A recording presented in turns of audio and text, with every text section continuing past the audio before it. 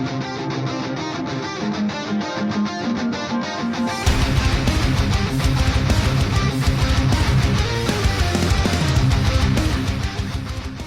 the time of recording, it is 5 days before the new season of Siege of Winterfell starts up again, and since the last time I made Siege of Winterfell content, a lot has changed in terms of commanders' abilities, buffs, their strategic skills, and we've also had All-Out War added into the game, which also uses the same systems that Siege of Winterfell does. So I thought I'd do a new bulk of content and theory crafting guides and whatnot, going into all the ins and outs of the RTS elements of GoTWiC. So before, commanders had very different buffs and actives until about, I think, 7 months ago or so, I think it was, but they revamped a lot of it, and they normalized a lot of these abilities, or their rage costs, their cooldowns. So previously, the way actives worked, and they still do, is you build rage through attacking or being attacked. You will stack it from 0.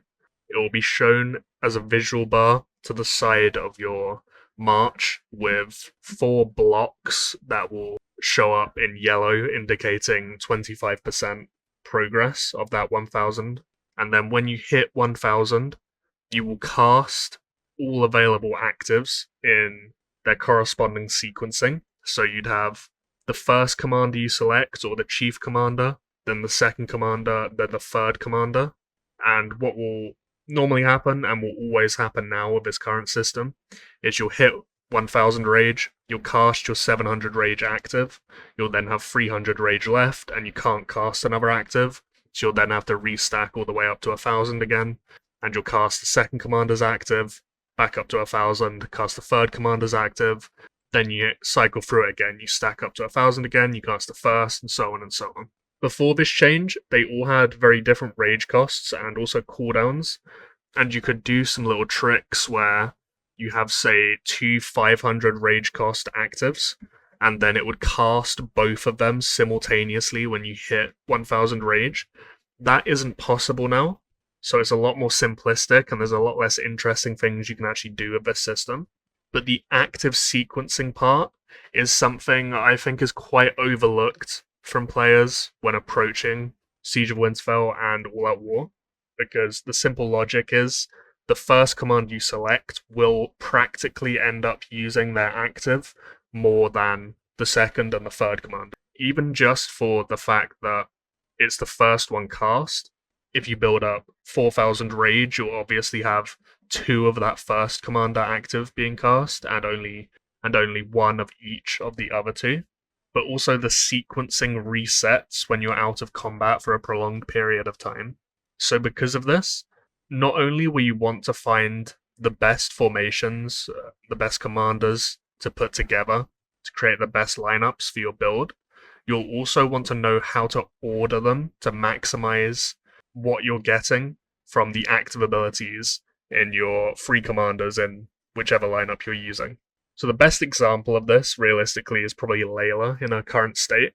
So Layla, I would say, is in a bracket of maybe top 5 to 7 commanders in the RTS game modes in this game now.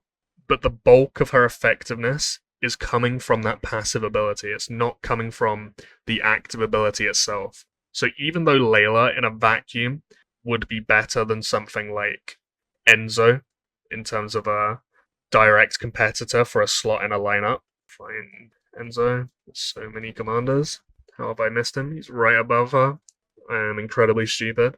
So even though Layla is a better commander in this than Enzo, you will actually gain more damage output if you order them as Enzo selected first and then Layla in the second or third position, particularly because her attack buff only lasts for 5 seconds, and that won't be long enough to then filter into skill damage. You will realistically need 8 seconds on attack buffs to be able to filter into scaling that additional attack into direct damaging actives like Enzo.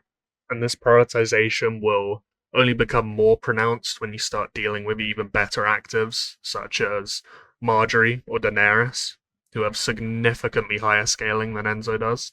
And I will follow this video up with a tier list ranking all the active abilities through all these commanders to help you decide which actives you want to prioritize.